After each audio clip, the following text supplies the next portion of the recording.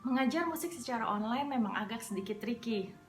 Ada beberapa hal yang biasa kita lakukan di kelas offline tetapi tidak bisa kita lakukan di kelas online. Seperti misalnya, murid tidak bisa bernyanyi bersama kita, mereka tidak bisa bermain bersama kita tidak bisa melakukan duet. Pada dasarnya, kita tidak bisa melakukan hal-hal secara bersamaan. Dan ini adalah salah satu sisi negatif dari kelas online. Tapi, bukan berarti tidak ada kegiatan menyenangkan yang bisa dilakukan selama kelas online. Ada beberapa aktivitas yang bisa dilakukan secara online, apalagi jika murid-murid Anda masih kecil. Saya mempunyai beberapa ide yang mungkin Anda bisa terapkan di kelas Anda. Sebelum les dimulai, berikan password untuk anak-anak. Bentuknya bisa macam-macam. Bisa random note untuk dibaca, atau menirukan ritme dengan tepuk tangan, atau bahkan tebak-tebakan not. Saya sudah mencoba hal ini dan menyenangkan loh. Biasanya saya mencocokkan password dengan bahan yang hari itu akan dipelajari.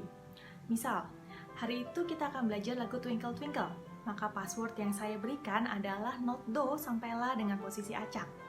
Kalau hari itu kita akan belajar ritme yang baru, saya akan matikan videonya tetapi audionya tetap ada, dan saya akan minta anak-anak untuk tepuk tangan sesuai dengan contoh saya. Buat password yang cukup mudah, disertai dengan gambar yang menarik. Jadi anak-anak merasa bahwa ini adalah sebuah teka-teki yang harus mereka pecahkan.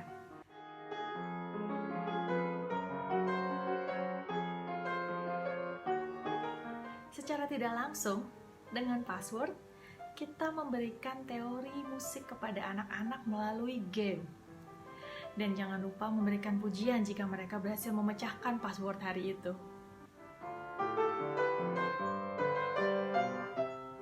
Dalam kelas online, agak sulit untuk menunjukkan kehebohan kita saat hendak memberikan pujian jika murid berhasil melakukan sesuatu. Kadang, pujian atau tepuk tangan kita terasa garing karena kita tidak berada di dalam suatu ruangan yang sama. Hal ini bisa disiasati dengan memutar video atau sound effect tepuk tangan. Tetapi jika koneksinya tidak memungkinkan untuk memutar video karena patah-patah, munculkan gambar dengan tulisan-tulisan seperti good job, excellent tempo, perfect dynamic, dan lain sebagainya.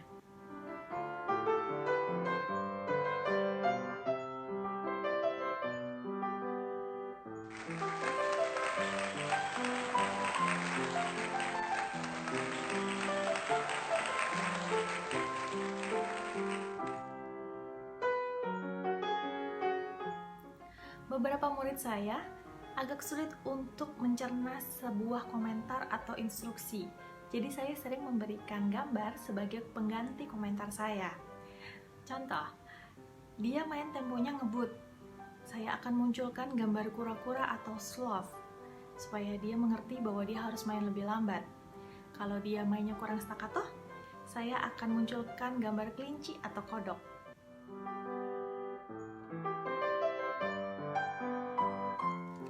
Cari gambar yang lucu-lucu, jika perlu tambahkan tulisan di gambar itu. Dan gambar-gambar ini bisa berbagai macam artinya, tergantung definisi yang kita ajarkan ke murid.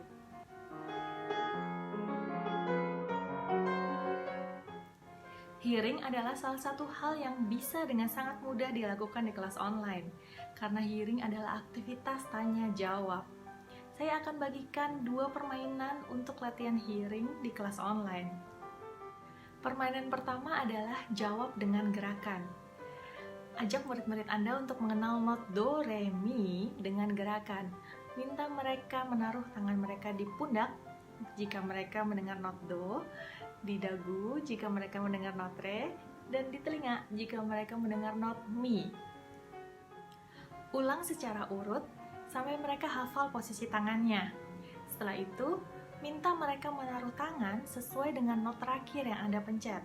Misal, Anda pencet do, re, mi, re.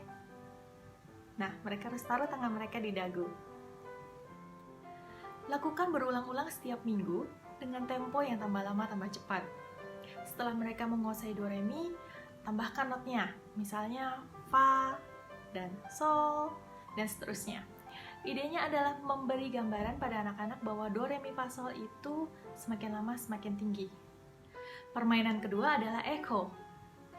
Minta murid Anda untuk pilih satu not apa saja di piano, dan bantu mereka untuk menemukan re dan mi dari not yang mereka sudah pilih tersebut. Kemudian, minta mereka untuk menirukan apa yang Anda mainkan. Mulai dari satu not dengan ketukan yang simple, kemudian notnya ditambah, temponya ditambah, ketukannya diubah, dan lain sebagainya. Echo ini bisa juga digunakan sebagai rhythm game. Pertama, guru bisa tepuk tangan dan minta anak-anak menirukan. Setelah mereka bisa menirukannya, minta anak-anak untuk menggambar atau menyusun flashcard yang berisi nilai-nilai not. Itu tadi beberapa ide dari saya. Jika Anda tidak menggunakan Zoom, tidak bisa share screen, print saja gambar-gambar tersebut dan tunjukkan di depan kamera.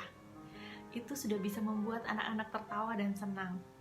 Pada dasarnya, cari hal-hal yang simpel dan sederhana, tidak perlu dengan hal yang mewah dan teknologi yang rumit. Saran saya, coba satu hal baru dulu untuk Anda terapkan di kelas online Anda. Sebaiknya jangan langsung mencoba semuanya karena hal itu akan membebani diri sendiri. Semoga ide-ide ini bisa membantu teman-teman untuk mempunyai kelas online yang menyenangkan. Jika Anda mendapatkan ide-ide baru dari video ini, jangan lupa like dan bagikan ke teman-teman Anda. Terima kasih sudah menonton, sampai ketemu minggu depan.